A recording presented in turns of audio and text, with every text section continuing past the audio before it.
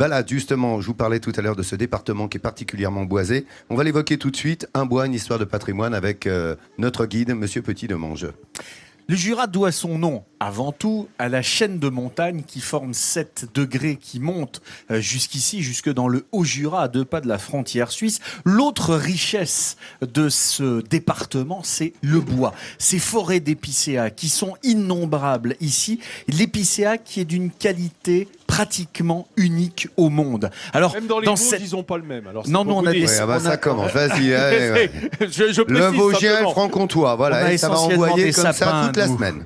On a essentiellement des sapins, ce qui est différent. La vaste et forêt profonde de cette forêt comtoise a généré à la fois des savoir-faire, des métiers, a généré toute une filière. On parle de filière bois ici, découverte du côté de Bois d'Amont, justement.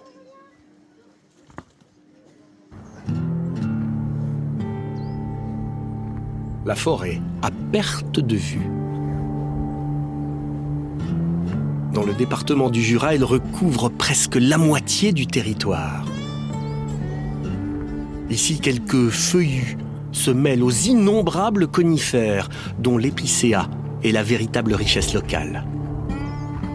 Et les Jurassiens exploitent ce bois pour la construction, l'ameublement et la fabrication d'objets en tout genre. Au cœur de Bois d'Amont, petit village à la frontière suisse, nous rencontrons Maurice, 75 ans. C'est la mémoire du village et il a connu les années prospères du bois jurassien. C'est les premières ressources du pays, quoi. Les forêts de chaque côté. À cette époque, oui, le bois avait une importance énorme, quoi. Pour se chauffer et puis pour faire le travail, quoi. Ce bois dont parle Maurice provient de la forêt du Rizou et du Noirmont. 18 000 hectares qui entourent le village de Bois d'Amont. Si les feuillus sont utilisés pour se chauffer, l'épicéa a de multiples fonctions. On le retrouve partout, jusque sur les façades des maisons, un isolant thermique que l'on appelle tavaillon. Tavaillon, ce sont des petites planches d'épicéa qui vont protéger nos murs de la pluie, essentiellement orientées ouest-sud-ouest, parce que la pluie arrive toujours de l'ouest chez nous. Et donc, elle protégeait les murs de la pluie, parce que derrière, on avait un ciment qui était poreux. Donc, quand l'eau rentre dans le ciment, et qui fait entre moins 20 et moins 40 ici l'hiver, ça gèle et ça pétait tous les murs. Durée de vie d'un tavaillon, une centaine d'années. Et la lente croissance de l'épicéa local lui confère une résistance toute particulière. Vous voyez là, en face de vous, sur le tavaillon, on a les veines du bois. On les voit bien ici, là, parce qu'elles ont été très usées. Ces veines sont très serrées les unes contre les autres. C'est ce qui fait toute la qualité du bois qui pousse dans le Rizou. Et c'est cette qualité-là qu'on va essayer de retrouver pour faire un maximum d'objets avec. Les veines étant très serrées, la qualité mécanique du bois est très importante. Ce bois à veines serrées, réputé chez les luthiers, faisait vivre autrefois tout un village. Et Bois d'Amont comptait à l'époque une dizaine de scieries. C'est sur les vestiges de l'une d'entre elles qu'un musée rend hommage à la fierté du village, la boîte à fromage. Sur ces machines, on découpait le couvercle. Sur celle-ci, les targes, le contour de la boîte à fromage. La boissellerie mobilisa des centaines d'artisans à Bois d'Amont. Une famille pouvait confectionner jusqu'à 14 000 boîtes par jour. Les hommes faisaient les pièces détachées, les femmes le montage, les enfants la finition. Donc c'était toute la famille qui travaillait les boîtes à fromage. Ces boîtes à fromage, ça s'est modernisé. De la colle naturelle, on est passé aux petits clous, puis aux agrafes, donc grosse production.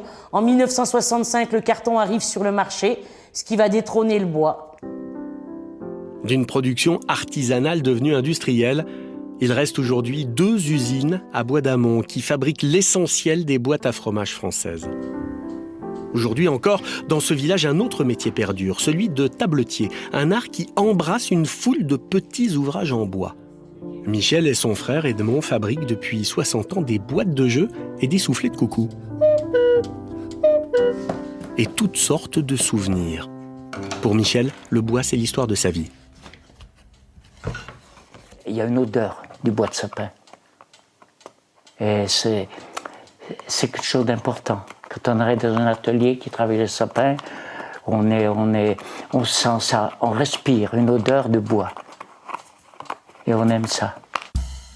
Lorsqu'on évoque l'amour du bois, impossible de ne pas frapper à la porte de la famille Vandel, où l'on fabrique des skis en bois depuis 1972.